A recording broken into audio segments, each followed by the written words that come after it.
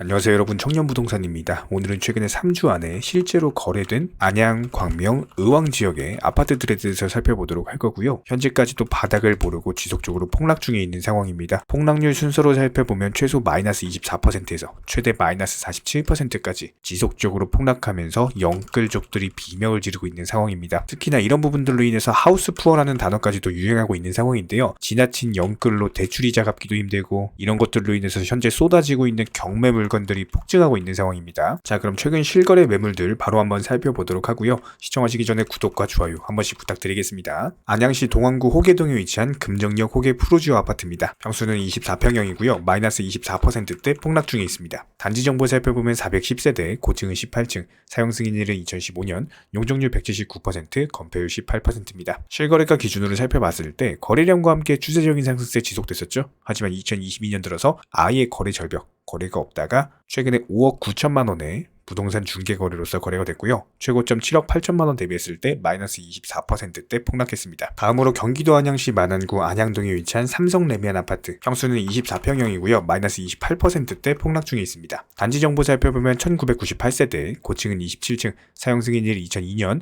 용적률 337%, 건폐율 18%입니다. 실거래가 기준으로 살펴봤을 때 최고점 7억 6천3백만 원을 찍은 바가 있었고요. 최근에 부동산 중개거래로서 5억 5천만 원에 거래가 되면서 마이너스 28%대 폭락세에 있는 상황, 아직까지도 바닥을 몰라요. 다음으로 안양시 만안구 박달동에 위치한 금호타운 아파트입니다. 단지 정보 살펴보면 752세대, 고층은 20층, 사용 승인일은 1996년, 용적률 239%, 건폐율 17%입니다. 실거래가 기준으로 살펴봤을 때 마찬가지로 거래량과 함께 상승한 고점 부근, 최고점 4억 2,500만 원을 찍었고요. 최근에 부동산 중개거래로서 3억 5백만 원의 거래가 되면서 마이너스 28%대 폭락 중에 있습니다. 다음으로 안양시 만안구 안양동에 위치한 뉴골든 아파트입니다. 평수는 21평형이고요. 마이너스 28%대 폭락 중에 있습니다. 단지 정보 살펴보면 222세대, 고층은 5층, 사용 승인일 1988년, 용적률 156%, 건폐율 33%입니다. 실거래가 기준으로 살펴봤을 때 최고점 2억 6,500만 원을 찍었고요. 최근에 부동산 직거래로서 1억 9천만 원의 거래가 되면서 마이너스 28%대 폭락 중에 있습니다. 다음으로 광명시 하안동에 위치한 주거아파트입니다. 평수는 25평형, 마이너스 31%대 폭락 중에 있습니다. 단지 정보 살펴보면 1680세대, 고층은 15층, 사용 승인일 1990년,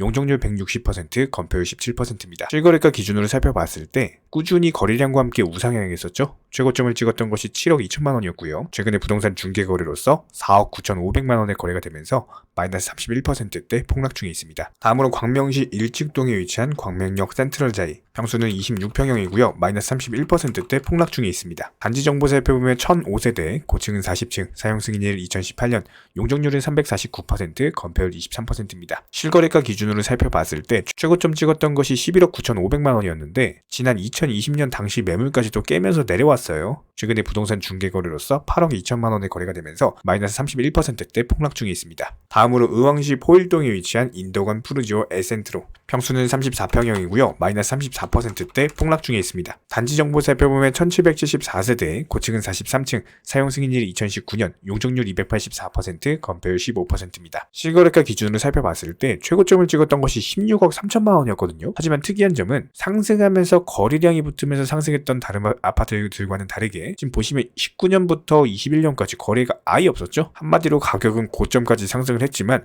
실제로 고점에서 매수한 매물은 별로 없다라는 거예요. 그리고 나서 가격이 정상화되고 있는 단계, 최근에 부동산 중개거래로서 10억 8천만 원의 거래가 되면서 마이너스 34%대 폭락 중에 있습니다. 다음으로 의왕시 포일동에 위치한 인덕원 대우 푸른마을 아파트. 평수는 33평형이고요. 마이너스 35%대 폭락 중에 있습니다. 단지 정보 살펴보면 408세대, 고층은 25층, 사용 승인일 2001년, 용적률 301%, 건폐율 19%입니다. 실거래가 기준으로 살펴봤을 때 최고점 9억 4천만 원을 찍었던 것이 최근에 부동산 중개거래로서 6억 1,500만 원의 거래가 됐고요. 마이너스 35%대 폭락 중에 있습니다. 다섯 번째로 광명시 하안동에 위치한 주공아파트입니다. 평수는 19평형이고요. 마이너스 38%대 폭락 중에 있습니다. 단지 정보 살펴보면 2032세대, 고층은 15층, 사용 승인일 1990년, 용적률 176%, 건폐율 13%입니다. 실거래가 기준으로 살펴보면 최고점을 찍었던 것이 6억 2,500만 원, 실제로 상승하면서 거래량이 붙은 상승이었고, 하지만 최근에 부동산 중개거래로서 3억 9천만 원의 거래가 되면서 마이너스 38%대 폭락 중에 있습니다. 다음으로 안양시 동안구 비산동에 위치한 샛별 한양아파트 아파트고요. 평수는 15평형,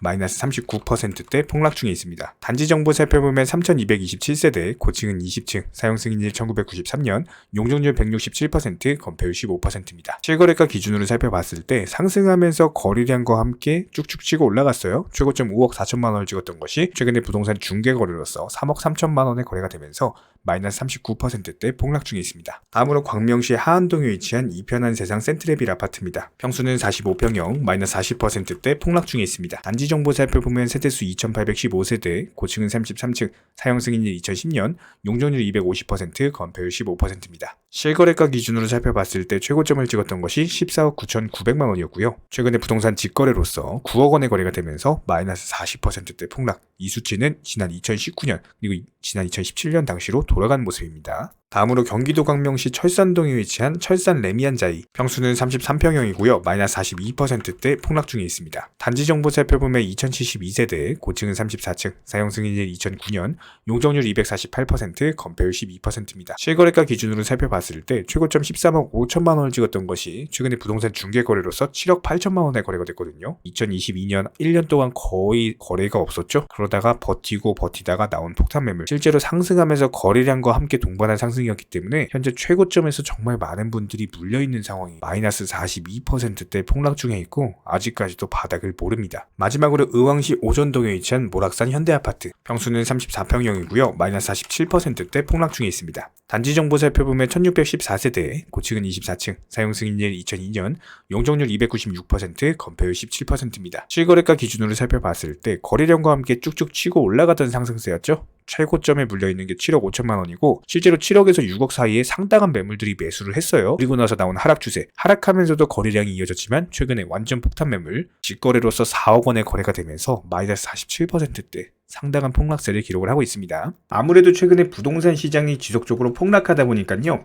언제쯤 매수를 해야 되나 이런 타이밍을 보고 계신 구독자분들 정말 많으실 겁니다. 기본적으로 인플레이션으로 인해서 촉발된 전 세계적인 금리 인상 기조, 이 부분은 아직까지도 현재 진행형인데요. 여기서 우리는 역사를 알면 미래를 알 수가 있습니다. 전통적으로 부동산 시장은요, 지난 역사를 봤을 때 금리 인상기가 기본적으로 끝날 때까지 지속적으로 폭락을 한 바가 있었고, 금리 인상 시기가 끝나고 나서도 1년에서 2년 정도 바닥을 다지는 흐름 이후에 그리고 나서 다시 상승기로 바뀐 바가 있었는데, 그렇다라고 했을 때 최소한 2023년 부동산 시장은 폭락의 정점에 설 것이다 라고 보시면 되는 거고, 그리고 나서 2024년, 2025년 정도 이때부터 본격적인 바닥을 다지게 될 겁니다. 하지만 이런 부분들에 있어서는 충분히 변동성이라는 게 있을 수 있어요. 그렇기 때문에 우리는 항상 가격을 체크를 해야 되는 거고, 우리 청년 부동산 채널에서는요, 이런 부분들에 있어서 반드시 최근 실거래 매물들 위주로만 브리핑을 드릴 것을 약속을 드리겠습니다. 우리 구독자분들께서는요, 단순하게 저희 채널 영상을 시청하시는 것만으로도 현재 부동산 시장의 시황을 아실 수가 있을 거예요. 그렇다라고 했을 때 추후에 본격적으로 부동산 시장이 바닥을 다지고 매수 타이밍, 즉 매수 급소이자 맥점이 나온다라고 했을 때 우리 채널은 반드시